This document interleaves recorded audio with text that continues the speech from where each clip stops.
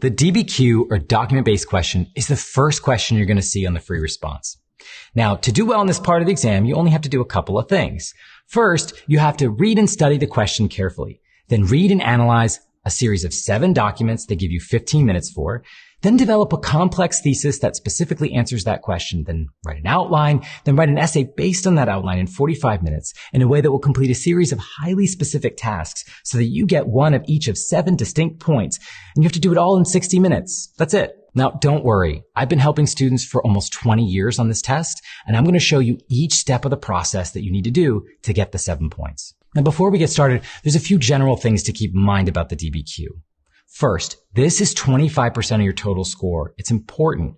And they're going to give you one specific question and one specific time period, maybe 2, and you're going to have to take those 7 documents they give you and answer that question. You don't get to choose like you do on the LEQ. The second thing is the DBQ is scored on a scale from 1 to 7 or even 0 to 7. Now, the graders are not interested in your overall abilities as a writer or historian. You don't have to be a genius. What you have to do is check the boxes. Force the graders to give you 1 point after another until you get to 7. So you could earn a point for your thesis, and then you have to work in a separate part of the test to get the contextualization point. If you get the thesis point, there's no guarantee you're going to get that contextualization point. So you have to work one by one. Number 3, your essay doesn't need to be perfect.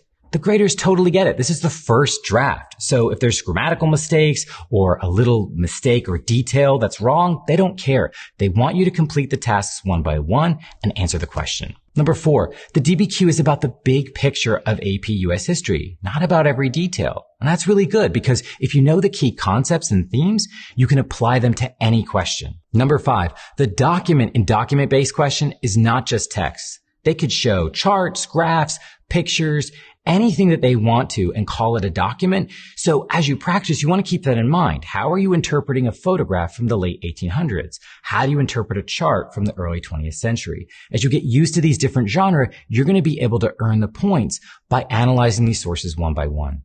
Number 6, this is really important. The DBQ only focuses on periods 3 through 8.